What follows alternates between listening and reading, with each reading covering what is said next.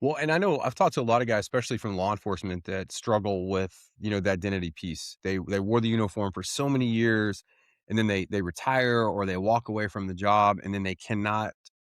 It's hard for them to transition back into the individual versus the job or the title. How was that for you, Sean, when you got out of the army? Was that a hard transition for you? So again, yes and no. I took myself out of the game. First, to go back to your original point is by me separating my military from my private life, what I was doing was trying to make two identities, Sean the soldier and Sean the husband and father. Right. That was kind of my goal. When I transitioned out too, it was easier. If I had left from the Rangers and retired, I believe it would have been a lot harder transition. Point being is because the Rangers was grouped, right? A platoon of 42 dudes. I knew everybody's wife. I knew.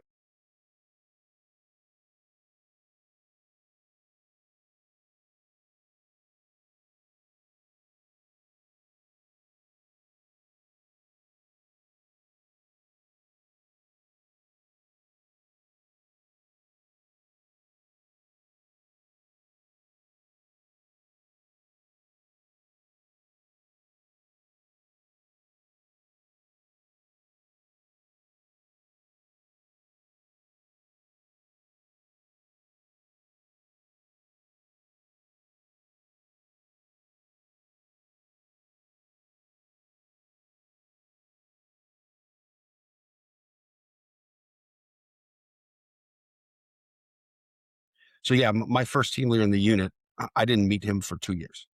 He's deployed. Wow. I'm deployed. We were off schedule. I'd be out doing a training. He would be supporting selection. I got great NCOERs. I mean, they were beautiful, but I never met the man. So that's how it is. We had another guy. He had to go. He was from the Marines, and back in the day when you went to like us or you went down to Bragg, they wouldn't let the Marines stay full through. I think you could do a 3 year or a 5 year. I can't remember. Whatever the time, you would go back and serve the Corps for a year, and then you can come back. This guy left and came back, and none of us knew. He went back to the Marines, did a deployment. Kirk comes back, and he's like, "Hey guys, I'm back." And we're like, "Where'd you go?" Dang, that's crazy, man. That's Well, it's also very, crazy. very small. We're very small. You're right, right. I'm sure. Yeah, Yeah, I'm sure. Wow, that's hilarious, yeah, it's pretty man. funny.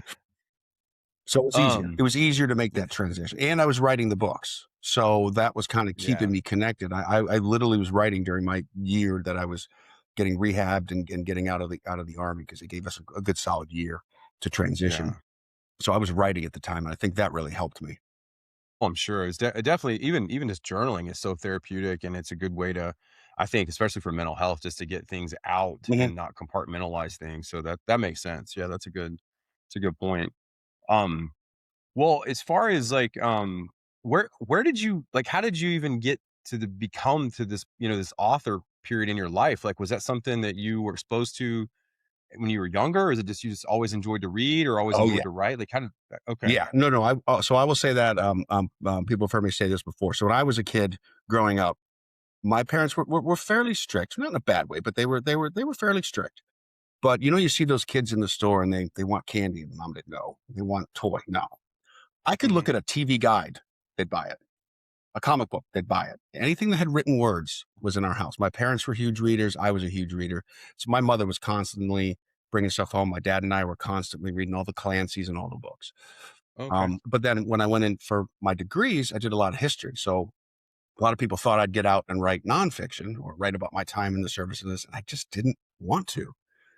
And I was going through what's called the Commit Foundation. And with my counselor, and I was giving him a little bit of hell because what do you like to do? And I told him I like to write. So he's all right, let's start getting on this. You got to look at your second part of your life and you want to be an author. And I was like, dude, I want to pay my mortgage. Hang on a minute. I'll do this as a hobby, but it's not Yeah. going to pay anything. I don't want to Yeah. be eating cat food. So I did a couple things and just kind of goofing around with like writing into some stories. And actually one of the chapters in the book, I forget which number it is without looking at it, but I actually wrote that chapter first. The Oh, FBI okay. guy on the bus, I wrote that first Yeah, yeah, because yeah, I yeah. was Okay. public transportation and seen that stuff. And I looked down one day and I was like, I got 30,000 words. And I go to the computer and how much for a vengeance thriller? And it's like 90,000 minimum, 70 to 100, but 90 is the sweet spot. I'm like, I can do that. Nice. So I was like, yeah, just do it.